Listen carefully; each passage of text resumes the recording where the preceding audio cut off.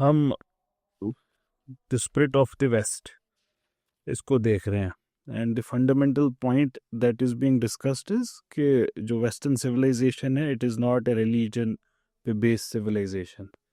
और ये उस वक्त ये आर्ग्यू कर रहे हैं, ये हमारे कंटेम्पररी में भी इस वक्त भी जो यूरोपियन और नॉर्थ अमेरिकन राइट विंग है वो यही आर्ग्यू कर रहा होता है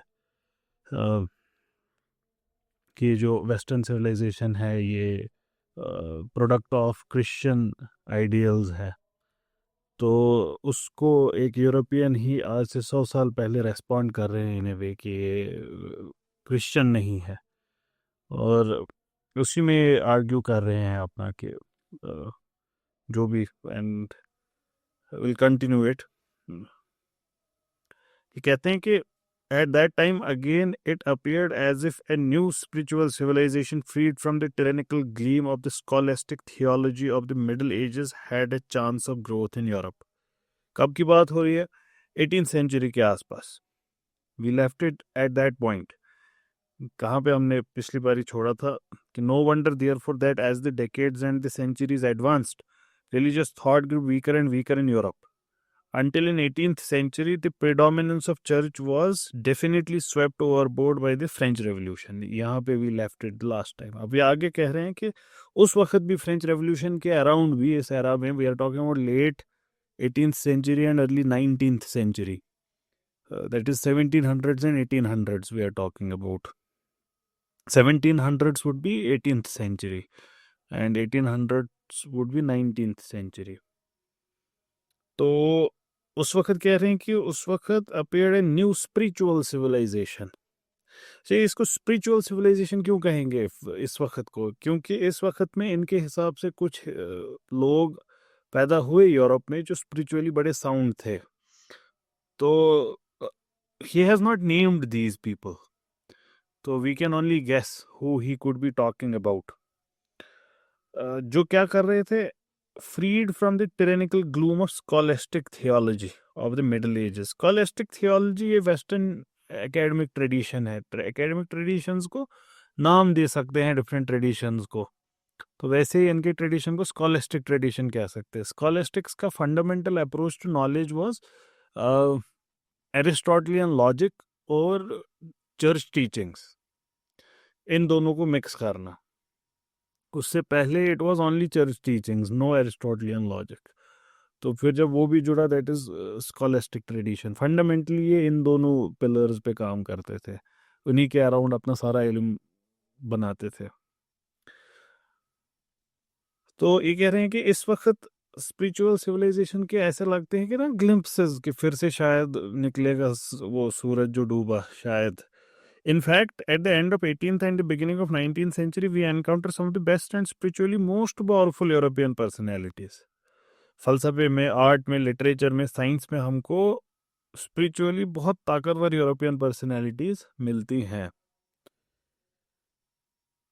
Once again does not name, we cannot be sure about who he is talking about, but देखो फिलॉसफी में देयर इज इमैनुअल कांट, इसी एरा में इमैनुअल कांट है, and Immanuel Kant is definitely a very sound figure. Ethics पे उनका बहुत बड़ा काम है, बहुत उन्होंने एथिक्स पे ये किया ना, कंसंट्रेट किया। In fact to his very famous statement के दो चीज़ें मुझे चौंका देती है, हैरान कर देती है: starry sky above and moral compass inside. कि ये जो ये आसमान है ऊपर, इसमें ये तारे वगैरह, ये मुझे हैरान कर देते हैं, और मेरे अंदर जो ये मॉरल सेंस है। कांट बहुत ही ज़्यादा एथिक्स पे ध्यान देते थे, बहुत ज़्यादा उस पे। And that's what a teacher should be, because at the end of the day इल्म इज़ फॉर व्हाट? इल्म is for uplifting of soul. तो Kant would say that.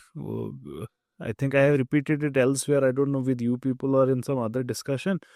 Kant was बहुत ज़्यादा उसूल परस्त इंसान, बहुत ज़्यादा। उसूल परस्त is a very good term to use for Kant because can't का जो एथिक्स का फलसफा है वो उसूल ही है। He says कि उसूल has to be followed. तो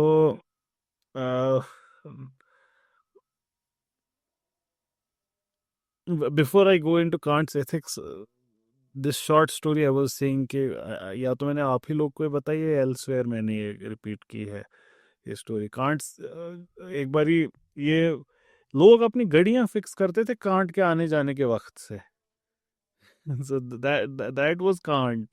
एंड सेकंड, एक बारी बड़ी बर्फबारी हो रही थी and he leaves for his lecture था उनका. तो उनको बोलते हैं सब कोई नहीं आएगा, इतनी ज्यादा बर्फ हो रही है, नो वन वुड अराइव. तो वहां भी जब पहुंचते हैं वहां पे I don't know the kind of चौकीदार एटसेट्रा जो भी होता है वहां पे, कहता है सर कोई नहीं आएगा, आप निकल जाइए. तो ही सेज नहीं, मेरा I have been paid for this, तो I will stay for my entire time. So that was Kant. तो आई सेड कांट इज उसूल परस्त. It's an interesting term. मतलब ये तो बस बातों बातों में मेरे मुंह से निकल गए, लेकिन it's an apt term for him. Because ethics में बड़े सारे ways हैं in which scholars have talked about ethics. Ethics हम किसको कहते हैं? Ethics को define करना भी tough है, but it is the study of morals. It is the study of what we ought to do. तो which kind of takes us into वही, it's tough to talk about what we ought to do and to determine the rules जो हमें बताएं what we ought to do. 3 major approach हैं इसमें. 3 major का मतलब ये हुआ कि और भी बड़े सारे हैं. 3 मेजर अप्रोचेस हैं. एक डियोंटोलॉजिकल, एक यूटिलिटेरियन और एक वर्चू एथिक्स. डियोंटोलॉजिकल, यूटिलिटेरियन तो शायद सुना होगा, यूटिलिटी से आया है. यूटिलिटी मतलब किसी चीज़ का कितना फ़ायदा है, किसी चीज़ को का कोई यूज़ है क्या. तो फॉर एग्जांपल कोई स्विच है कहीं पे and we would say what utility does it serve. ये किस काम आता है ये स्विच. आपने 10 फ़ोन रखे हैं, do this serve any purpose. So that is utilitarian way of looking at this thing. तो यूटिलिटेरियंस बहुत बड़ी हस्तियां गुजरे हैं, बेंथम और फिर John Stuart Mill. So they would argue the right thing to do is what maximises pleasure.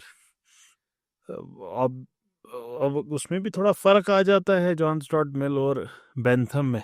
Bentham was clear cut hedonistic. आप अपना मज़ा देखो बस, whatever maximizes do that.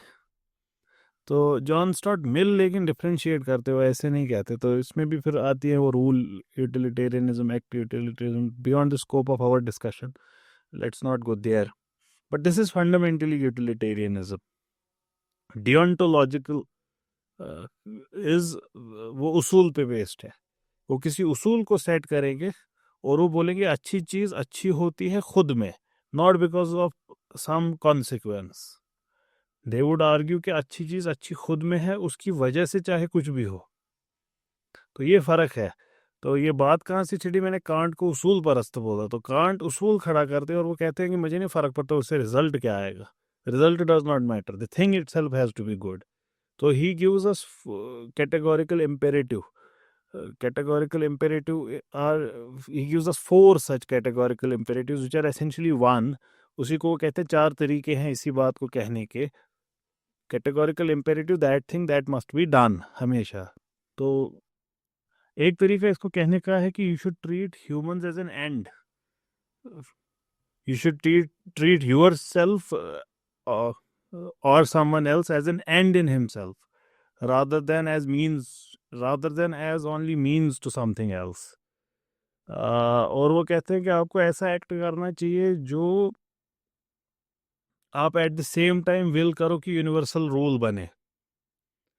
तो ये कैटेगोरिकल इम्पेरेटिव के डिफरेंट फॉर्मुलेशंस हैं. तो Kant was like that. So then there is virtue ethics. Virtue ethics वालों का फंडामेंटल आर्ग्यूमेंट वुड बी कि it doesn't matter. What matters is कि उसूल किस कौन फॉलो कर रहा है. You should become virtuous. So do an act which makes you virtuous. So virtues are जैसे courageous होना, सच्चा होना, truthful होना, ये सारी चीज़ें.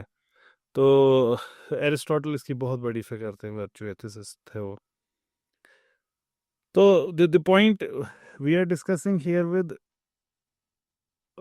ये Mohammad Asad is spiritual civilization जो उस वक्त इनको लगता है थोड़ी सी उभर रही थी यूरोप में. और ऐसा ही क्यों बोल रहे हैं, कह रहे हैं कि कुछ लोग उभरे ऐसे. तो फिलॉसफी में तो कांट उभरे, हीगल भी एथिक्स पे उनका भी होल्ड था, वो भी इसी एरा के हैं. आर्ट में I am not certain who is calling दो दिस ग्रेट फिगर बीथोवन, अगर आपको पता हो.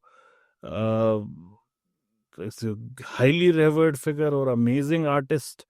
क्लासिक्स में he is considered the best Europe has ever produced. तो इनका म्यूज़िक बड़ा मशहूर है, आज भी सुना जाता है और सुनना चाहिए भी आपको. At least acquaint yourself with this music. तो even if it is not music to your ears, but you should still listen to it at least once to acquaint yourself कि इनका क्लासिकल कैसा है. तो then literature, of course literature में तो बड़ी सारी फिगर्स है, जैसे विलियम वर्ड्सवर्थ हैं, विलियम ब्लेक हैं, सैम्यूल टेलर कॉलरिज हैं, जो इस वक्त में आए हैं सारे. एंड साइंस ही सेज, और साइंस में I am not sure which figures is he talking about, but Michael Faraday is from this era. तो God knows who is he talking about, but definitely there must have been people who is saying. लेकिन ये जो spiritual और religious conception of life था, ये restricted रहा इन्हीं कुछ लोगों में. ये फिर आगे नहीं बढ़ पाया. कह रहे हैं कि spiritually sound लोग इस वक्त में आए, लेकिन ये कुछ एक थे. ये कोई जनरल ट्रेंड नहीं है सिविलाइजेशन का. यूरोप की large population, most of it the great European masses, इनको इतने वक्त तक मजहब ने, मजहबी डॉगमास ने इम्प्रिजन करके रखा था. और ये ऐसी डॉगमास थे जिनका इंसान के नेचुरल एंडेवर्स के साथ कोई लेना देना नहीं था. Could not and would not. The great European masses, after having been for so long a time imprisoned in religious dogmas which had no connection with the natural endeavors of man, these could not and would not, once those chains were broken, find their way back to religious orientation. जिस चीज से भागे थे इतनी सदियों के बाद, जिससे आज़ाद हुए थे, वापस वहां जाना तो नामुमकिन था. तो what is he arguing? He is arguing कि ये यूरोप का जो ये ट्रांजिशन टुवर्ड्स अगेंस्ट रिलीजन, ये क्यों हुआ. Perhaps the most important intellectual factor, सबसे बड़ा फैक्टर कौन सा था जिसने ये होने नहीं दिया, वापस क्यों नहीं आने दिया मजहब की तरफ? वो था तसव्वुर खुदा. और उसमें इन पर्टिकुलर जीसस, हजरत ईसा का तसव्वुर इनके पास का क्या था? As son of God. Philosophically minded जो क्रिश्चियंस थे, वो कभी भी इस सनशिप को लिटरली नहीं लेते. They would have done some kind of gymnastics with it. For example, they would have understood it as the manifestation of God's mercy in human form.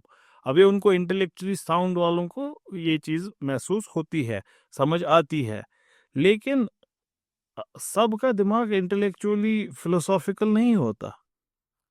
Not everyone is philosophically minded. Overwhelming majority जो Christians की थी, उनके लिए son had the meaning of son, simple as that. It is son of God, it is son of God. अब इसमें क्या gymnastics करना है? तो उनके लिए मिस्टिकल फ्लेवर तो रहा होगा इसका कुछ, लेकिन उससे ज्यादा इसकी कोई हैसियत नहीं थी. तो हजरत ईसा की जो ये सनशिप थी, इसकी वजह से जब हजरत ईसा खुदा है और हजरत ईसा दिखने में इंसान है, everything, he has hands, he has hair, he has nose, he has mouth. So this is the concept of God they develop. खुदा का तस्वुर दिमाग में ऐसा ही है. तो कैसा तस्वुर? This is called anthropomorphisation, anthropomorphising. Anthropomorphising बड़ी टेक्निकल, बड़ी टर्म है. कभी इसको जब यूज करें डिबेट्स में, डिस्कशन में, ऐसा लगेगा कि बहुत बड़े इंटेलेक्चुअल है हमारे सामने. एंथ्रो जहाँ पे यूज होता है वर्ड, तो we are talking about human. Morph, morphology, morph हम कहते हैं किसी की शक्ल को. तो एंथ्रोपोमॉर्फाइज करना, दैट मीन्स इंसान जैसी शक्ल बनाना किसी की. ये हम सब करते हैं, ये ऐसी बात नहीं. जब कभी हम पैटर्न्स देखते हैं किसी कपड़े में, तो हमको लगता है इंसान का चेहरा है. कभी क्लाउड्स में हमको इंसान का चेहरा दिख जाता है, दैट इज एंथ्रोपोमॉर्फाइजिंग समथिंग. तो एंथ्रोपोमॉर्फाइजेशन ऑफ गॉड हिमसेल्फ. तो खुदा का तस्वुर क्रिश्चियंस के यहाँ कैसा होगा? अब इंसानों जैसा, कि वो एक बड़ा सा इंसान है, benignant old man with white flowing beard, सफेद, बड़ा अच्छा, बेनाइन, ये ना, काइंड, बेनिवोलेंट, अच्छा, खामोश सा, लविंग, वाइट कपड़े, लॉन्ग गाउन, चेयर पे बैठे हुए. That's the kind of God they were, most probably with a चश्मा. So and this image of God then you see also in art. जो यूरोपियन आर्ट है उसमें भी खुदा ऐसे ही हैं, perpetuated by innumerable paintings of high artistic value. तो यही सबकॉन्शियस माइंड में खुदा का तस्वुर यही रहा। जिस वक्त क्रिश्चियन चर्च का गलबा था यूरोपियन माइंड पे, उस वक्त यूरोप के लोगों के पास कोई ज्यादा को कुछ नहीं कर सकते थे इस तस्वुर खुदा के खिलाफ, जिसको मोहम्मद अदस कहते, ये सॉरी मोहम्मद असद। मेरे दिमाग में नकीब अल अतस साहब भी साथ साथ चल रहे हैं, तो Naquib al Attas and Muhammad Asad are fighting in my mind. तो कह रहे हैं जिस वक्त चर्च का कब्जा था यूरोपियन माइंड पे, उस वक्त वो कुछ नहीं कर सकते थे इस स्ट्रेंज कंसेप्शन ऑफ गॉड के। ये जो स्ट्रेंज कंसेप्शन है खुदा का, इसके खिलाफ लोग बोल भी नहीं सकते थे, कर भी नहीं सकते थे, यही है जो है। लेकिन जब इंटेलेक्चुअल शैकल्स टूट गए, जब मिडिल एज की डार्कनेस खत्म हो गई, जब यूरोपियन थिंकिंग वापस उभरने लगी, जब लोग अक्ल इस्तेमाल करने लगे, तो वो इसको रेकनसाइल नहीं कर सकते थे। They could not reconcile themselves to a humanized Godfather. On the other hand, this anthropomorphization had become a standing factor in the popular conception of God. एक तो इसके साथ अब नहीं कर पा रहे हैं, वो ना एक कॉग्निटिव डिसोनेंस है, उसको एक्सेप्ट नहीं कर पा रहे हैं, और यही है जो है सबके पास। The only tasawwur खुदा that they have is this, and they are not able to kind of accept it. Enlightenment के बाद European thinkers instinctively shrank back from the conception of God as presented by the church. तो जितनी भी enlightenment thinkers है और उसके बाद European thinkers है, वो इस तस्वुर खुदा को तस्लीम नहीं कर पाते हैं। लेकिन इसका मतलब क्या हुआ? You are rejecting a concept of God, but that is the only concept of God that you know. What would you reject? You reject the concept of God altogether. They began to reject the very idea of God. And when God is gone, what is religion? Religion is God. एक spiritual, मतलब मैं तो यहाँ पे कहता spiritual religion is gone, because you can never get rid of religion. Different kind of religion comes. Earth would always have it is sun जिसके around ये घूमेगी। तो humans would also create they would have their own priests who are, जैसे podcasters are today's priests, they would have their, मतलब actors are priests of this age, they would have their own say rituals। जैसे rituals होते हैं, democracy के अपने rituals होते हैं। मैं कुरान पे हाथ रख के कसम खाता हूँ, एक रिचुअल है। मिलॉर्ड, ये एक रिचुअल है डेमोक्रेसी का। वो परेड्स होते हैं, डेमोक्रेसी के रिचुअल। फ्लैग को ऊपर उठाना, उसको सैल्यूट करना, ये डेमोक्रेसी का अपना रिचुअल है। इनका अपना हज होता है, इनका अपना उम्रा होता है। हज वुड बी से इलेक्शन 5 साल बाद, उम्रा वुड बी म्यूनसिपैलिटी का इलेक्शन, छोटा मोटा election, that would be there उम्रा। They have their own books, constitutions, they have their own clergy से जुडिशरी जो इंटरप्रेट करेगी रिलीजियस टेक्स्ट को, और they would have their own rules and regulations. So in a way, religion is not, religion never goes, it comes in different forms, humans just can't avoid it, and he says it later। ये बात ये आगे कहेंगे, मैं बस कह रहा हूँ कि he is saying यहाँ पे इससे बेहतर terminology in a way would have been spiritual religion goes, material religion stays। साथ साथ क्या हुआ? साथ साथ ये हुआ कि एक तरफ से तो मजहब गया अब, क्योंकि तस्वुर खुदा गया, क्योंकि गलत तस्वुर था खुदा का, क्योंकि हजरत ईसा को खुदा मान बैठे थे। दूसरी तरफ से साइमल्टेनियसली एक चीज गिर रही है, दूसरी चीज उठ रही है। वो क्या है? Material progress. क्यों? बिकॉज इसी वक्त साथ साथ क्या हो रहा है? Industrial revolution. In addition to this, the dawn of industrial era with its glamour of stupendous material progress, इसने इंसान को इमीडिएटली दूसरी डायरेक्शन में, ये सिर्फ अब खाली जगह नहीं है, उसको पुर करने के लिए कुछ और भी है। Something to fill it exists already. आपका दिमाग यहाँ से डाइवर्ट हुआ, हम रोज संडे को चर्च जाते थे, अब क्या करें संडे को? अब संडे को चित्रहार और रंगोली देखेंगे, अब संडे को शक्तिमान देखेंगे। कुछ तो होना चाहिए ना जो उसको रिप्लेस करेगा, otherwise you would make a face like Shakir, ये Shariq has right now. and that would be your perpetual phase. You wouldn't want to do that, right? You would want something which would add आपकी life में kind of spice and glamour. तो मजहब kind of binding था, अब मजहब रहा नहीं, अब क्या करेंगे? तो कुछ और आ जाएगा मार्केट में जो उसकी जगह लेगा. So they are directed towards these new interests. और इसने इस रिलीजियस वैक्यूम को और फर्दर ये कर दिया सोसाइटी में ना, मजहब को और धकेल दिया साइड में, because they have alternate things to do. कहते भी है ना, people who have nothing to do they go back to मजहब. ये अभी भी कहते हैं, इस वक्त में भी कहते हैं कि इसके पास और कोई फ्री टाइम, इसके पास बहुत फ्री टाइम है तभी ये मजहब मजहब कर रहा है. अगर इसके पास रोजगार होता, जॉब होता, फैमिली होती, ये सारी चीजें होती, तब थोड़ी मजहब मजहब कर रहा होता. तो इस वैक्यूम में जो डेवलपमेंट थी वेस्टर्न सिविलाइजेशन की, इसने एक ट्रेजिक टर्न ली मजहब के खिलाफ. इट टुक ए ट्रेजिक इसलिए क्योंकि हम मजहब सेंट्रिक वर्ल्ड को एक बहुत इंपॉर्टेंट चीज मानते हैं. ये उनके लिए ट्रेजिक टर्न है यूरोपियन सिविलाइजेशन की, जो कंसिडर करती है मजहब को ह्यूमन लाइफ का सबसे इंपॉर्टेंट फैक्टर. अदरवाइज उनके लिए तो they would be happy about it, good riddance. तो जब ये आज़ाद हुआ क्रिश्चियनिटी से, the modern European mind overstepped the limit and entrenched itself in a decided antagonism to any form of spiritual claim upon man. अभी रुकेगा नहीं. मैं जब इसको पढ़ रहा था तो मुझे पैरेलल ड्रॉ हो रहा था जो मैं खुद आर्ग्यू कर रहा हूँ culture, religion and modern Muslim man में, कि इंसान की ट्रेजेक्ट्री क्या होती है. और वो बिल्कुल मैंने यही कहा. और मुझे यहाँ से एक आइडिया में ना, मैं उसका एक हिस्टोरिकल ऐसे भी आप लिख सकता हूँ कि ये हिस्ट्री में कैसे हुआ था यही चीज़. And I would take the example of European civilisation इंशाल्लाह. उसमें तो I am planning to write that, कि कैसे पहले कल्चर जाता है फिर मजहब जाता है. उसमें मैंने लगभग टर्मिनोलॉजी भी यही यूज़ की है जो इन्होंने यूज़ की है. प्रोबेबली शायद मैं उन दिनों यही पढ़ रहा था जब उसको लिखा होगा. तो फिर क्या हुआ?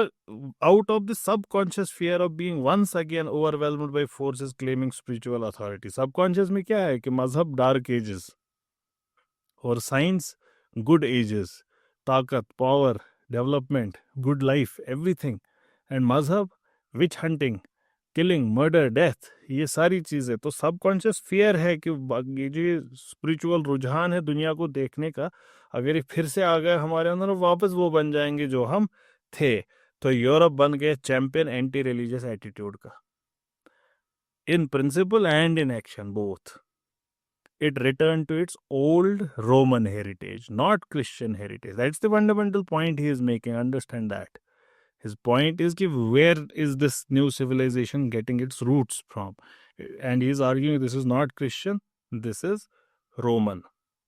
तो इसी वजह से ब्लेम नहीं किया जा सकता उसको जो अभी की superiority in inverted commas of Christian faith over other creeds, इसको एक्सेप्ट नहीं करता कि इसने एनेबल किया यूरोप की ब्रिलियंट मटेरियल अचीवमेंट्स को. क्यों? ये इनका कंक्लूजन है कि यूरोप की जो ये ब्रिलियंट मटेरियल अचीवमेंट्स है, ये मुमकिन ही नहीं होती कि अगर यूरोप का इंटेलेक्चुअल माइंड नहीं लड़ा होता क्रिश्चियनिटी के खिलाफ. ये अचीवमेंट पैदा ही हुई bye fighting Christian church. Its present materialistic conception of life is Europe's revenge on Christian spirituality, which has gone astray from the natural truths of life. ये फ्रेज ऐसी ही है मेरे ऐसे में, ये बिल्कुल ऐसे ही है कि ये जो ये मॉडर्न मैन का इस पे modern man's assault on culture has to be seen as revenge on the kind of culture that has moved away from the realities of life. This is the words I have used. So these are the words I have used. तो इन्होंने natural truths of life, मैंने realities of life word use किया है. So very interesting parallel. तो कैसे है आगे कि ये हमारे लिए मुमकिन नहीं है कि हम अब इसको और फर्दर इस पे डिस्कस करें कि क्रिश्चियनिटी और मॉडर्न सिविलाइजेशन की प्राइवेट रिलेशंस क्या है. I would not dwell much on that. मैंने सिर्फ इतनी कोशिश की मैं आपको 3 रीजंस बताऊं, और परहैप्स यही मेन रीजंस है कि क्यों ये सिविलाइजेशन इतनी थॉरली एंटी रिलीजियस है अपने कंसेप्शंस में, अपने मेथड्स में. और वो 3 रीजंस क्या हैं? पहला कि इसकी हेरिटेज रोमन सिविलाइजेशन है, नॉट क्रिश्चियन सिविलाइजेशन, और रोमन सिविलाइजेशन अटरली मटीरियलिस्टिक है। ये इंसान की ज़िंदगी या उसकी इनहेरेंट वैल्यू को सिर्फ और सिर्फ मटीरियलिस्टिकली देखती है। इंसान की वैल्यू ही वही है जितना वो मटीरियल सबमिट कर सकता है। कोई इंसान कितना वैल्यूएबल है, कितना वो मटीरियली प्रोग्रेसिव है, कितना वो दौलतमंद है, कितना वो मटीरियली आपकी सोसाइटी को मदद कर सकता है। Another the revolt of human nature against the Christian world contempt. जो दुनिया से क्रिश्चियनिटी नफरत करा रही थी इंसान को, उसके खिलाफ रिवोल्ट इंसानी नेचर का करना। और तीसरा the anthropomorphic conception of God. ये 3 रीजन मैंने आपके सामने पेश किए ये दिखाने के लिए कि क्यों इनकी सिविलाइजेशन जो इस वक्त की है, यूरोपियन सिविलाइजेशन, ये इतनी एंटी रिलीजियस है। और इससे क्या हुआ, इन 3 रीजंस की वजह से ये एंटी रिलीजियस बने। उससे क्या हुआ, जो ये रिवोल्ट अगेंस्ट रिलीजन हुआ, this revolt against religion was entirely successful. इतना सक्सेसफुल कि जो क्रिश्चियन सेक्टर्स थे और क्रिश्चियन चर्चेस थे, वो कंपेल किए गए to adjust some of their doctrines to the changed social and intellectual conditions of Europe. तो उनको अपने डॉक्ट्रिन्स भी अब बदलने पड़े। जैसे यही है सेम सेक्स मैरिजेस। बड़े सारे चर्च उसको बड़े आराम से एक्सेप्ट करते हैं। डिवोर्स को इसको बड़े आराम से एक्सेप्ट करते हैं। तो पहले they were very strict against these things. और खैर, इंस्टेड ऑफ, देखो ये कह रहे हैं कि मजहब ने इन्फ्लुएंस करना चाहिए था सोसाइटी को, यहाँ उल्टा हो गया। फिर सोसाइटी बताने लगी अब कि मजहब कैसा होगा। Instead of influencing and shaping the social life of its adherents, जो मजहब का प्राइमरी रोल है कि वो गाइड करे इंसान को कि वो क्या कैसे अपनी जिंदगी बिताए, यहाँ पे उल्टा होने लगा। क्रिश्चियनिटी ने खुद को क्या कर दिया, it resigned itself to the role of a tolerated convention. For the masses it has now only a formal meaning. जैसे गॉड्स रोमन एम्पायर में भी थे, लेकिन उनकी कोई मीनिंग नहीं थी, वो बस थे, एज ए रिचुअल है बस। which were neither allowed nor supposed to exert any influence upon society. Gods dictate नहीं करेंगे रोमन सोसाइटी में कि रोमन सोसाइटी होनी कैसी चाहिए। वैसे ही क्रिश्चियनिटी बन गई एक टॉलरेटेड कन्वेंशन। कहते इसमें कोई शक नहीं है कि अभी भी वेस्ट में ऐसे बड़े सारे लोग हैं जो मजहबी रुझान रखते हैं, जिनकी जिंदगी अभी भी डीपली रिलीजियस है। इसमें एक स्टोरी आई थिंक शाकिर ने मेरे साथ शेयर की थी, एक बड़ी खूबसूरत स्टोरी। और उन्होंने शेख हमजा यूसुफ से सुनी है, तो प्रोबेबली यूट्यूब वगैरह पे होगी ये कॉन्वर्सेशन। तो शेख हमजा यूसुफ शायद अपने मदर इन लॉ के बारे में बात करते। तो कहते जब मैंने इस्लाम कबूल किया तो वो मुझे थॉरली डिसलाइक करने लगी, मतलब फुल फ्लेजेड नापसंद, ये नहीं, दिस पर्सन नॉट हिम। तो कहती क्या ये शारिक वाज टेलिंग मी कि हमजा यूसुफ फरमाते कि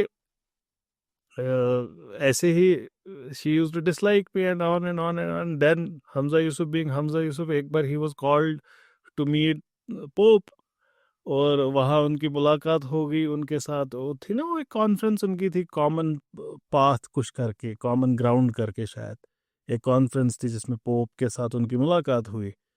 तो वो वहाँ पे मिल के आए and then the mother in law be like कि जो उनका अपना वो होगा एक मजहबी स्पेस घर में, जहाँ पे जैसे हमारे घर में होता है जाय नमाज रखी है, कुरान शरीफ रखा हुआ है, दैट प्लेस, वैसी शायद उनके पास भी कोई ऐसे, तो कहते वहाँ पे हमजा यूसुफ की फोटो लगवाई, he is the one who got to see the pope.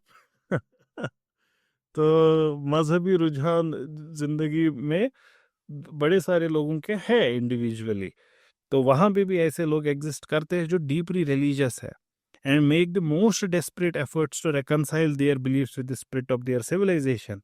लेकिन ये लोग सिर्फ एक्सेप्शन है। एक एवरेज यूरोपियन, चाहे वो डेमोक्रेट हो, फैसिस्ट हो, कैपिटलिस्ट हो, बाल्शेविक हो, वो जो भी हो, वो सिर्फ एक मजहब को जानता है, वो है मटेरियल की इबादत करना। मटेरियल प्रोग्रेस उसका मजहब है। कि कैसे हम मटीरियली प्रोग्रेस करें। इसी पे उनकी लड़ाइयाँ भी है। कोई बोलेगा नहीं कम्युनिस्ट वे बेहतर है, कोई बोलेगा नहीं कैपिटलिस्ट वे बेहतर है, कोई बोलेगा नहीं सोशलिस्ट वे बेहतर है। मटीरियल प्रोग्रेस कैसे होगी आगे, वही इनका एक मजहब है। And that is the worship of material progress. The believe that there is no other goal in life except यही मटीरियल प्रोग्रेस। और मटीरियल प्रोग्रेस को डिफाइन कैसे करते हैं, इंडिपेंडेंट ऑफ नेचर कैसे हम बने। नेचर ने गर्मी पैदा की, हमें ठंडा करने का कोई मेथड ढूंढना है। नेचर बारिश लाता है, हमें अम्ब्रेला बनानी है। नेचर ने पहाड़ रखे हैं, हमें टनल बनानी है। नेचर ने समंदर रखे हैं, हमें जहाज बनाना है। नेचर से कैसे खुद को हम आज़ाद करें, इसके अपने टेम्पल्स भी है इस मज़हब के, जिनको फैक्ट्रीज कहते हैं, सिनेमाज कहते हैं, लेबॉर्ट्रीज कहते हैं, डांसिंग हॉल्स कहते हैं, हाइड्रो इलेक्ट्रिक वर्क्स कहते हैं। और इसके प्रीस्ट्स भी हैं, bankers, engineers, film stars, captains of the industry, record airman. और इस सब का अनअवॉइडेबल रिजल्ट क्या है, ये जो अंदर क्रेविंग है ताकत की, प्लेजर की, ये एक ऐसे ग्रुप्स को क्रिएट करता है जो हॉस्टाइल है with each other, armed to the teeth and determined to destroy each other whenever and wherever their respective interests come to clash। कि एक ऐसी सोसाइटी बनेगी, एक हॉस्टाइल ग्रुप्स ऐसे बनेंगे जो आर्म टू देयर टीथ, क्योंकि टेक्नोलॉजिकल डेवलपमेंट, मटेरियल डेवलपमेंट इतना होगा कि उनके पास बहुत ज़्यादा पावर होगी, बहुत ज़्यादा, they would be arm to their teeth, weapons होंगे, सारी चीज़ें होंगी। और जिस वक्त भी इनके इंटरेस्ट्स क्लैश होंगे, they are going to fight each other. ये लिख रहे हैं वर्ल्ड वॉर हुआ है इमीडिएटली, उसी वक्त में ये लिख रहे हैं कि ये उसी का नतीजा है। And on the cultural side क्या होगा, क्रिएशन ऑफ ह्यूमन टाइप जिसकी morality is confined to the question of practical utility alone, कि उसका morality whatever is moral is whatever is gives you utility, whose highest criterion of good और evil is material success. Highest, ये जब मैं पढ़ रहा था ये वाला पैराग्राफ, तो I was reminded of a very amazing text we might read someday इंशाल्लाह, नेशनलिज्म बाय रविंद्रनाथ टैगोर। उनके वो 3 लेक्चर्स आते हैं एक किताब में, जो उन्होंने यूरोप में दिया है, शायद यूके में एक लेक्चर, जापान में एक लेक्चर और हिंदुस्तान में एक लेक्चर। वो यूरोपियंस को घर में जाके यही बात बोलते हैं उसमें कि तुम लोगों ने क्या सिविलाइजेशन ही बनाई है। तो will stop here. The point that he made was कि ये बातें जो ये यूरोपियन सिविलाइजेशन है, ये इतनी एंटी रिलीजियस क्यों बनी। एक तो इसका रोमन सिविलाइजेशन के रूट्स हैं, और Christian contempt of human life जो था, वर्ल्डली लाइफ जो था, उसके खिलाफ इनके नेचर का रिवोल्ट, और फिर कंसेप्शन ऑफ गॉड जो इनका एंथ्रोपोमॉर्फिक था, तो उसकी वजह से मजहब और खुदा दोनों चले गए। और फिर इसके बाद क्या हुआ, इसका नतीजा ये था, क्रिश्चियनिटी एक क्लोजेट में चली गई खुद, वो अब नहीं गाइड करेगी लाइफ को। और कुछ लोग हैं जो हैं अभी भी मजहबी रुझान रखने वाले, लेकिन वो एक्सेप्शंस है। और एवरेज इंसान क्या बन गया, उसको साइमल्टेनियसली इसने मटेरियल डेवलपमेंट ने उसका एक नया मजहब दे दिया, क्योंकि इंडस्ट्रियल रेवोल्यूशन साथ साथ हो रहा था, और इसके नए टेम्पल्स बन गए, जैसे यही पावर प्लांट्स या फिर सिनेमा हॉल, जिसके अपने नए रिचुअल्स बन गए, जिसके अपने ये बन गए मामलात। और इस सब का अनअवॉइडेबल रिजल्ट क्या था कि there would be craving for power and pleasure, which would lead to arming to their teeth and finally conflict। and then on the cultural side, एक ऐसी morality जो सिर्फ utility पे based हो, और जिसका सिर्फ एक ही क्राइटेरिया गुड और एविल को मेजर करने का रहेगा, वो है कामयाबी, मटेरियल कामयाबी किस में है।